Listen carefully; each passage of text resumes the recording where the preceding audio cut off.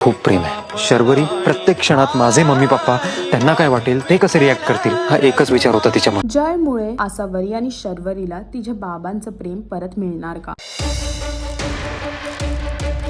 सनई चौघडे या मालिकेमध्ये जयने शर्वरीच्या बाबांना समजवलं आहे की जे काही शर्वरी आणि आसावरीने केलं ते तुमचं लक्षात ठेवूनच केलं आहे. तुम्हाला काय वाटेल, तुम्ही काय विचार करताल, तुमचं दुःख हे सर्व लक्षात ठेवूनच तिने जो काय निर्णय घेतला आहे तो घेतला. एवढेच नव्हे तर त्यांनी हे सुद्धा सांगितलं की शर्वरी आणि आसावरीचं त्यांच्यावरती खूप प्रेम आहे. आसावरी गौतम बरोबर लग्न करत असताना सुद्धा तुमच्या शब्दाबाहेर नव्हती आणि अशी मुलं मिळायला भाग्य लागतं. हे सर्व जयने आसावरी आणि शर्वरी बद्दल समजवताना दिसतंय त्यांच्या बाबांना आणि त्यांच्या बाबांनी त्या दोघींना माफ सुद्धा केलं आहे, त्या दोघींना जवळ सुद्धा घेतलं आहे. आता बघायचं हे आहे की जयमुळे झालेल्या ह्या चमत्कारामुळे शर्वरीचं काय रिॲक्शन असणार आहे हे पाहण्यासाठी तुम्हाला सनई चौघडे ही मालिका पाहावी लागेल आणि अजून अशी लेटेस्ट अपडेटसाठी टेलीचक्कर रिजनलला सबस्क्राईब करायला विसरू नका.